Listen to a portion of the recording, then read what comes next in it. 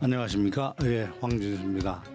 지난 강의 시간에서 우리는 한비자가 말한 명주 리더십의 지혜에 대해서 알아봤습니다.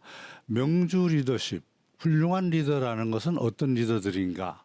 그런 얘기를 하면서 우리가 빌 클린턴 시절에 피터 드러커가 Six Rules for President, 지도자가 되기 위해서 필요한 6가지 원칙이라는 것을 말씀을 하셨는데 거기에 대해서도 알아봤고, 한비자가 첫 번째 조건으로 내건 염담거사에 대해서 알아봤습니다.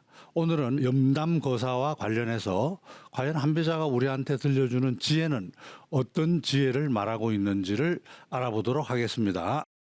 염담거사, 마음을 고요하게 하고 맑게 하고 사욕을, 사적인 감정을 없앤다. 이게 지도자로서 가장 먼저 수양해서 갖춰야 될 덕으로 보고 있습니다. 한번 볼까요? 사람이 욕심을 가지면 사려가 흐트러지고, 사려라 그러면 우리가 이것저것 따지는 합리적인 판단을 얘기하는 거죠. 인유욕, 유욕, 욕심을 가지면 회계, 우리가 계회, 우리가 회계라 그러죠. 회계라는 건 뭡니까? 산수 따지는 거죠. 들어오고 나가는 숫자 따지고 맞는지 틀리는지 알아보는 거죠.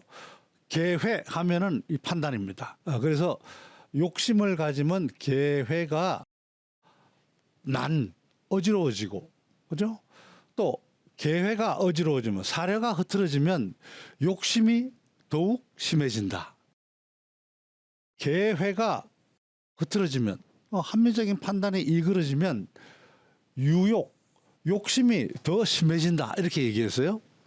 또 욕심이 심해지면, 욕심이 또 더 깊어지면 사악한 마음이 생긴다 그랬어요. 욕심이 심해지면 사심이 생긴다.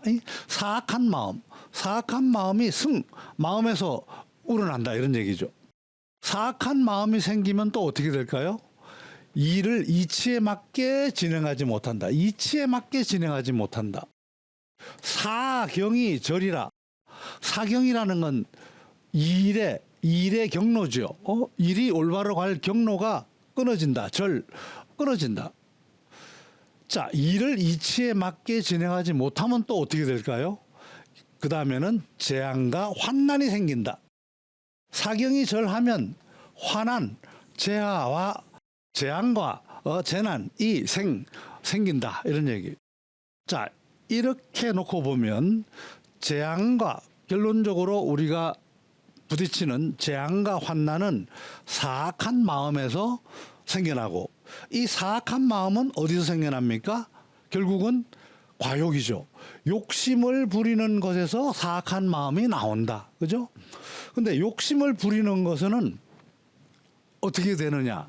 욕심을 부리게 되면 선량한 사람들을 간사하게 만들고, 욕심을 일어나게 만들면 선량한 사람이라도 간사해지고, 이런 얘기죠. 그 다음에 결국 그거는 물러나서는 선한 사람에게 어떻게 됩니까? 화를 입힌다. 자, 우리가 방금 얘기한 논리를 보건대 화난, 재하와 재난은 생어, 사심에서 생기고, 사심은 가욕이라. 사심은 결국 욕심을 부리고자 하는 데서부터 유발되고, 그죠? 가욕이라는 것은 결국 어떻게 되느냐?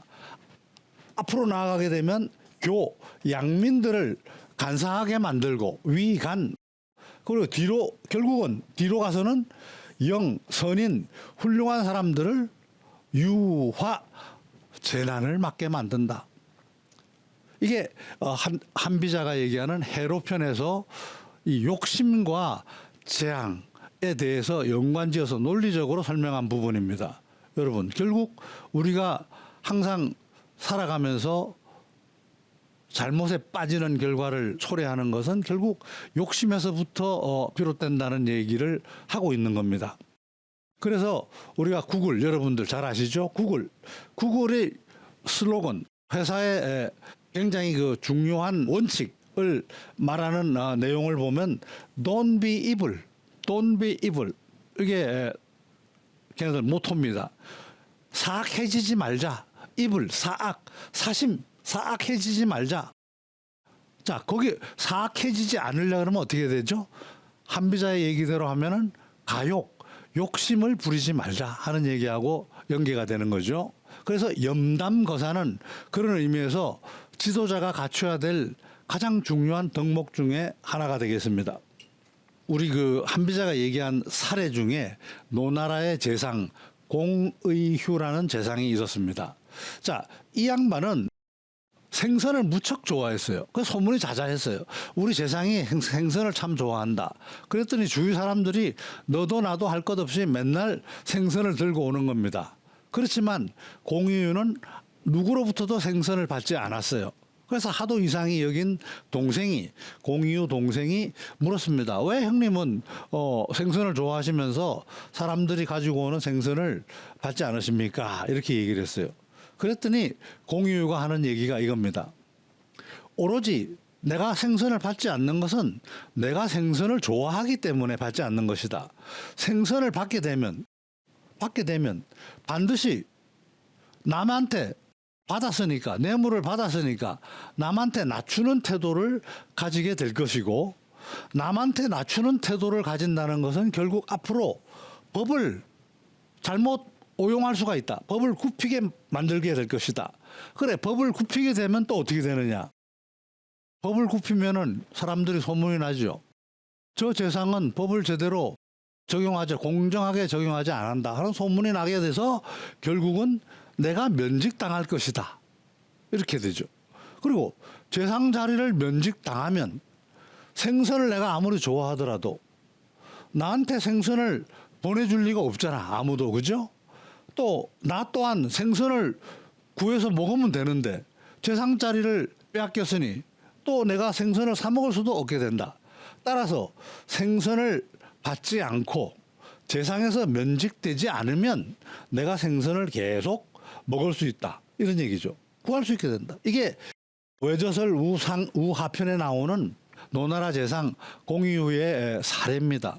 우리가 이거는 한번 요즘 세태에서도 뒤돌아볼 얘기가 될 수 있겠죠. 그죠? 우리가 어떤 중요한 자리에 앉은 사람한테 누구든지 이익을 얻기 위해서 접근하려고 하죠. 그리고 어떤 방법이든 그 사람한테 그 사람이 좋아하는 걸 주고자 합니다. 자기 편익을 얻기 위해서. 그죠?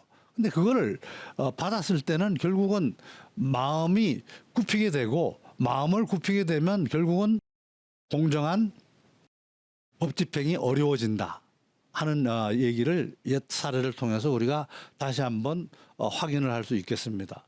자, 한비자가 얘기하는 가욕, 따라서 가욕, 욕심과 사심과 이 재난, 이거의 연결고리를 끊는 방법, 그거는 결국 공정한 처신을 하는 것이다. 이런 얘기죠. 자, 그래서 염담거사라는 덕목에서 가장 중요한 우리가 끄집어낼 수 있는 지혜는 바로 공정입니다. 공정. 그리고 한비자가 법에 의한 통치를 강조했던 것 중에 가장 중요한 것이 바로 이 공정 때문이었어요. 제가 수차례 말씀드렸습니다마는 법불악이, 법이라는 것은, 아라는 것은 굽힌다 이런 얘기죠. 지위가 높거나 명성이 높다 해서 굽히지 않고, 이 먹줄이라는 것은, 튀기는, 직선을 만드는 먹줄은 불요곡, 이게 나무가 휘어졌다 그래서 휘어가면서 이렇게 직선이 만들어지지 않는다는 거예요. 먹줄은 올곧다 이런 얘기죠. 휘어지지 않는다. 이 법불악이 승불요곡, 이게 한비자 법치의 아주 근간을 이루는 규절인데요. 이거는 결국은 뭡니까? 공명정대를 요구하는 거죠. 모든 지도자들은, 또는 모든 백성 위에 군림하는 자들은 바로 공명정대한 법 집행을 통해서 백성을 행복하게 만들어야 된다 하는 얘기가 되겠습니다. 한비자는 안위편에서 국가를 안정시키는 7가지 방법, 이걸 갖다가 안술이라 그래요. 안술, 안정시키는 전략. 거기 내용을 한번 봅시다. 뭐라고 되어 있는가? 첫 번째, 상하고 벌은 일의 옳고 그름에 따르고, 자, 상벌, 수라는 건 따른다는 얘기죠. 시비, 옳고 그름에 따라서 상벌이 이루어져야 된다. 이런 얘기죠. 두 번째, 화복. 재앙을 내리느냐 복을 주느냐 하는 것은 선악에 따르고 그 사람이 선한 일을 했느냐 악한 일을 했느냐에 따라서 화복이 결정되고, 셋째, 사생. 죽고 사는 일은 법도에 따르고 사람 마음에 따르는 것이 아니고 법에 정해진 바 법도에 따르고 이런 얘기죠.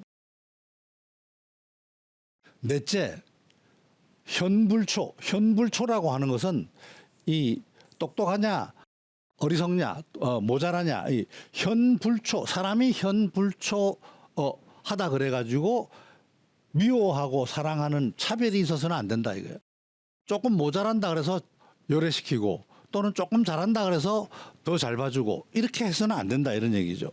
다섯째, 어리석고 지혜로움의 판별로 비난과 칭찬. 저 사람은 어리석고 저 사람은 똑똑해. 그래서 비난하고 칭찬이 그것 때문에 개입돼서는 안 된다. 그 사람이 일을 어리석더라도 잘했으면 칭찬해야 되고, 그 사람이 아무리 현명해도 일을 못했으면 비난을 받아야 된다. 이런 얘기입니다.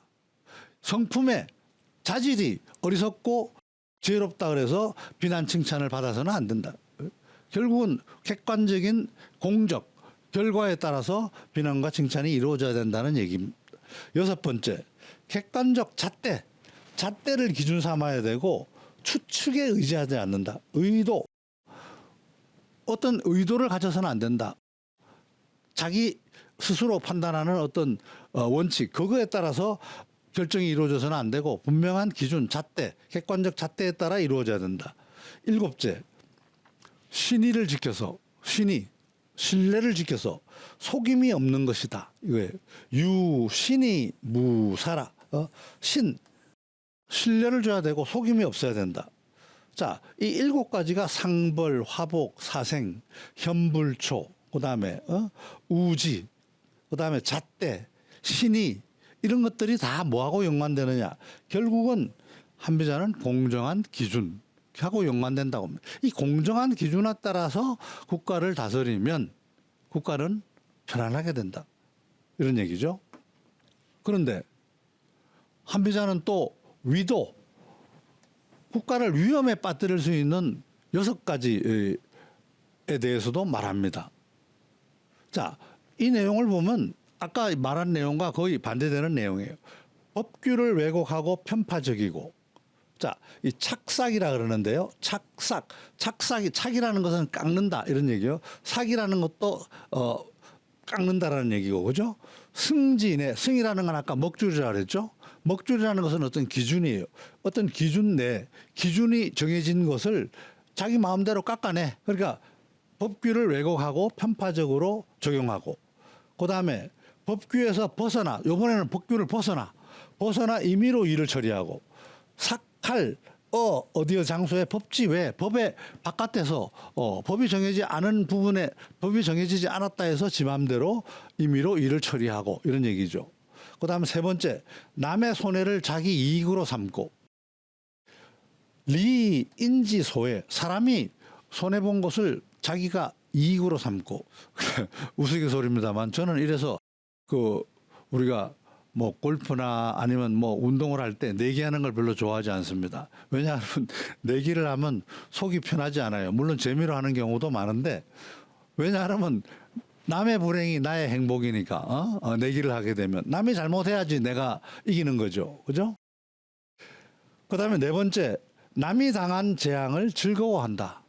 낙인지 소화. 남이 재난을 당한 것을 거꾸로 즐기고, 그다음에 다섯째, 남의 안전을 위태롭게 하고, 위인지 소환. 우리가 정해진 법규를 지키지 않음으로 해서 거꾸로 잘 지키는 사람들한테 위해를 강한다. 자, 요새 음주운전 사고를 가지고 평화롭게 살아가던, 안정적으로 살아가던 한 가정을 몰락시키는 사례들을 우리가 언론에서 자주 접합니다. 그죠? 자기는 기분 좋아서 한 잔 마시고 운전했다 그러지만 그 사고로 인해 가지고 피해를 본 가족들은 어떻습니까? 그죠? 남의 안전을 위태롭게 하고, 그다음에 여섯째, 사랑해야 될 사람을 친근히 하지 않고 미워해야 될 사람을 멀리하지 않는다. 어떤 기준이 없다는 얘기죠. 그죠? 소애 사랑해야 될 사람을 불친하고 소오 미워해야 될 사람을 불소 멀리하지 않는다. 이 간신들을 멀리하지 않고 충신들을 가깝게 하지 않고 뭐 이런 얘기죠. 자, 이런 6가지 기준에 반하는 이런 얘기들은 국가를 위험에 빠뜨린다. 이런 얘기. 어떻습니까, 여러분? 공감하십니까? 자, 그래서 한비자는 이런 말을 합니다. 이와 같이 하면 이렇게 6가지 못된 짓을 하면 사람들은 삶을 즐겁게 여기는 이유를 잃게 되고, 그죠? 올바르게 법을 지켜야 될 이유가 없죠. 죽음을 어렵게 여기는 원인을 찾게 된다. 잊게 된다. 죽음을 어렵게 여겨야 되는데 그렇게 죽음을 어렵게 여기는 원인을 잃게 된다. 사람들의 내가 삶이 즐겁지 않으면 군주의 권위가 높아지지 못한다. 한비자는 이렇게 얘기했어요. 즉 사람이 백성이 행복해지지 않으면 군주의 권위가 없다는 얘기예요. 백성이 불행하면 어떻게 됩니까? 저 군주 잘못하고 있다. 다 끌어내려라. 요즘도 마찬가지요. 우리가 요즘도 뭐 경제가 어려워지고 민생이 어려워지면 어떻게 합니까? 대통령을 비롯한 행정부가 잘못하고 있다. 탄핵을 해야 된다. 뭐 어쩐다. 이런 얘기를 하지 않습니까? 군주의 권위가 높아지지 못하지요. 인불락생이야. 사람이 생을 즐기지 못하면 인주는 부존이야. 올라가지 못해. 존중받지 못해요. 그다음에 죽음을 어렵게 여기지 않으면 자, 사람이 이래도 못 살고 저래도 못 산다. 이래도 죽고 저래도 죽는다. 뭐 죽음이 벌거냐. 이렇게 죽음을 불사하는 사람이 제일 무섭죠. 그죠? 죽음을 어렵게 여기지 않으면 법을 아무리 만들어 놔도 제대로 시행되지 않는다. 이런 얘기입니다. 부중사, 죽음을 어렵게 여기지 않으면 영 불행이라.